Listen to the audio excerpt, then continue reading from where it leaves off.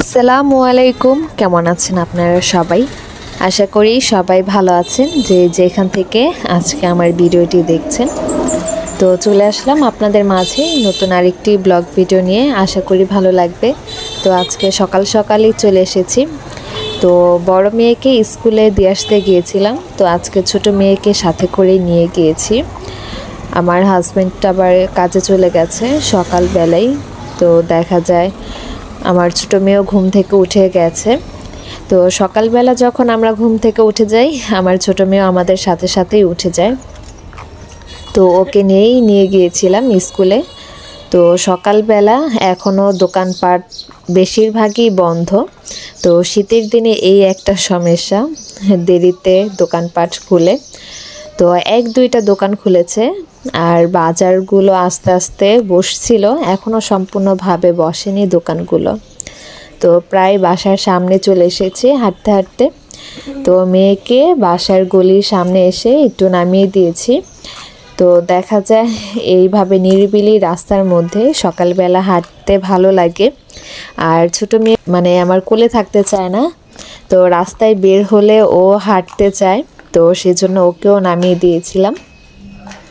তো বাসায় চলে এসেছি। তো বাসায় যেয়ে আবার একটু ঝটপট রান্না বসিয়ে দেব। মেয়ে স্কুলে থাকতে থাকতে দেখা যায় ঘরের কাজগুলো একটু সেরে নেব। তো আমি সকালে নাস্তাটা এসে হালকা পাতলা কিছু একটা করেছি। তো নাস্তাটা হালকা পাতলা একটু সেরে দুপুরে রান্নাটা বসিয়ে দিয়েছি। তো মেয়ের আবার একটু সিটি পরীক্ষা চলছিল, তো ভাবলাম যে শর্টকাটে রান্নাটা আজকে সেরে ফেলি। ও আসলে আবার ওকে দেখা যায় একটু পড়াতে হবে বা ওর পিছনে একটু সময় দিতে হবে। তো সেজন্য আজকে মুরগি নামিয়েছি। তো মুরগিটা দেখা যায় ঝটপট রান্না করলেই হয়ে যায়, আর এক পদ তরকারি রান্না করলেই দেখা যায় সবার হয়ে যায়। আলাদাভাবে আর কিছু রান্না করতে হয় না, যেহেতু মুরগিটা কম বেশি সবাই পছন্দ করে। তো আমার হাজব্যান্ড আবার মুরগি এনে রেখেছে। তো আমি গ্রামে ছিলাম, তো তখনই এনে রেখে দিয়েছিল। তো আজকে আমি সকালবেলা নামিয়ে রেখে তারপরে স্কুলে গিয়েছিলাম। তো এখন আমি একটু কেটে নেব এগুলো পিস পিস করে।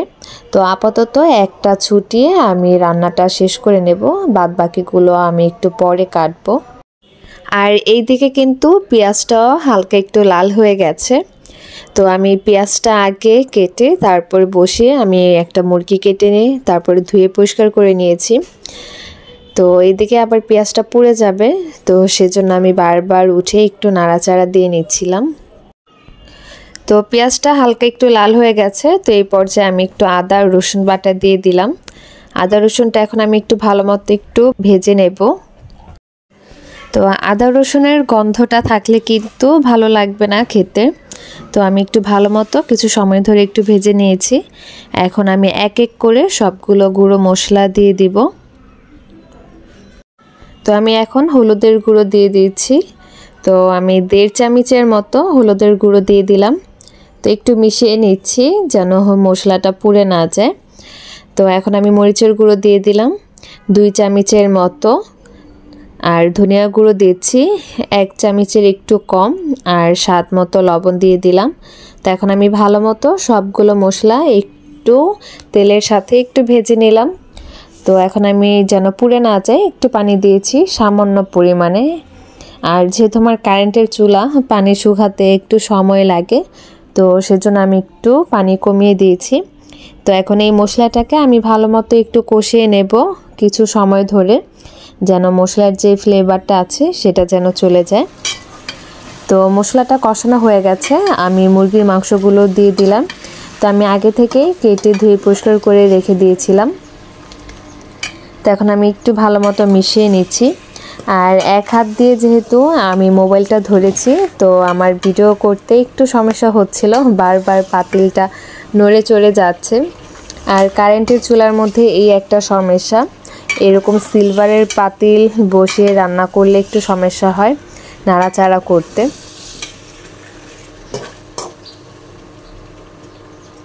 তো আমি ভালো মতো মিশিয়ে নিয়েছি। তো আমি 2-3 মিনিটের মতো মুরগিটা হালকা একটু মশলার সাথে কষিয়ে এখন আলুটা দিয়ে দিলাম। তো আলুটা দিয়ে আমি ভালো মতো একটু মিশিয়ে নিচ্ছি। তো এইভাবে আমি অল্প সময় কিছুটা একটু কষিয়ে নেব। আর তেলটাও কিন্তু উঠে গেছে মুরগির মধ্যে, এখন আর কোনো পানি নেই। তো আমি এইভাবেই আর কিছুক্ষণ একটু কষিয়ে নেব ভালো মতো। আর একটা জিনিস দেখা যায়, লক্ষ্য করেছেন কিনা, আমাদের কাজটা শুরু হয় কিন্তু এই পাকের ঘর থেকে, আবার দেখবেন রাতে কাজটা শেষ হয় পাকের ঘর থেকেই। তো মেয়েদের এই একটাই মানে জায়গা যেখানে আমরা বেশিরভাগ সময় কাটিয়ে থাকি। আমার মনে হয় প্রতিটা মেয়েই মানে পাকের ঘরেই বেশি সময় কাটায়। তো যাই হোক, আমার মুরগিটা কিন্তু ভালো মতো কষিয়ে নেওয়া হয়ে গেছে। তো আমি পানি দিয়েছি পরিমাণ মতো, তো মানে ঝোলটা যেন শুকিয়েও যায় আর সুন্দরভাবে সেদ্ধ হয়ে যায়। তো আমি ওইভাবেই সমান সমান করে আর কি পানিটা দিয়েছি। তো এখন এটা আস্তে আস্তে সেদ্ধ হতে থাকুক, আর ওইদিকে আমি অন্যান্য কাজগুলো সেরে নেব। তো আমি এইখানে এখন 2টা কাঁচামরিচ একটু মাঝখান দিয়ে একটু ফাটিয়ে দিয়েছি। তো এটা রান্না হতে থাকুক। তো আমি ঢাকনা দিয়ে ঢেকে রেখে দেব একটু সেদ্ধ হওয়ার জন্য। তো রান্না করে আবার বড় মেয়েকে স্কুল থেকে নিয়ে আসতে গিয়েছিলাম, তো ওকে নিয়ে এখন বাসায় যাচ্ছি।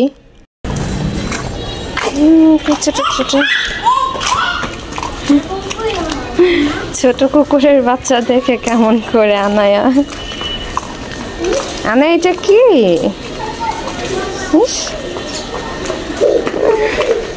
একটু বাজার করলাম, শাক কিনলাম, একটু ধনেপাতা, কাঁচামরিচ, টমেটো।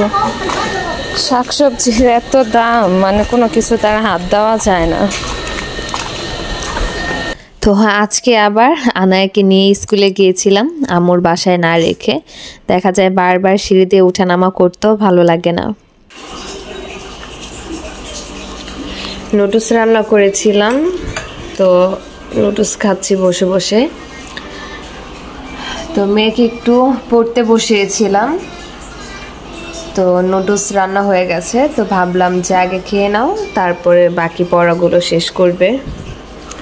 তো এই যে খাচ্ছি, আর আমার ছোট মেয়েকে একটু খাওয়াচ্ছিলাম। দেখি মুখটা একটু মুছে দেই।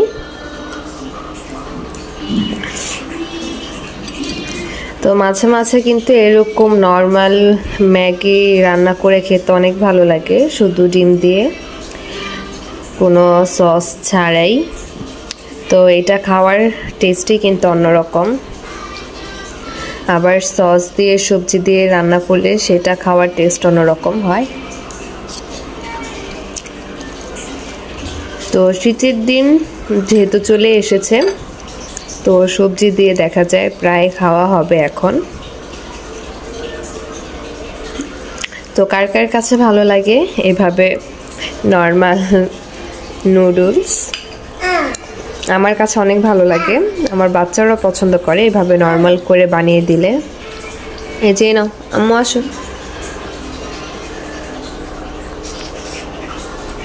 গরম? আচ্ছা ফেলো না, ফেলো না, আমার কাছে দাও, আমার কাছে দাও, ফেলো না, এখানে দাও। খাও খাও, মজা মজা খাও।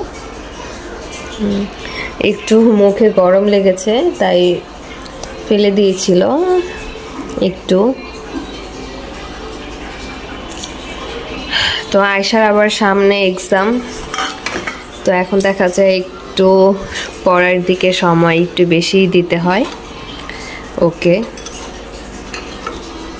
তো যাই হোক, আমরা খেতে থাকি। তো সবাই ভালো থাকবেন, সুস্থ থাকবেন। আজকে এই পর্যন্তই। আসসালামু আলাইকুম।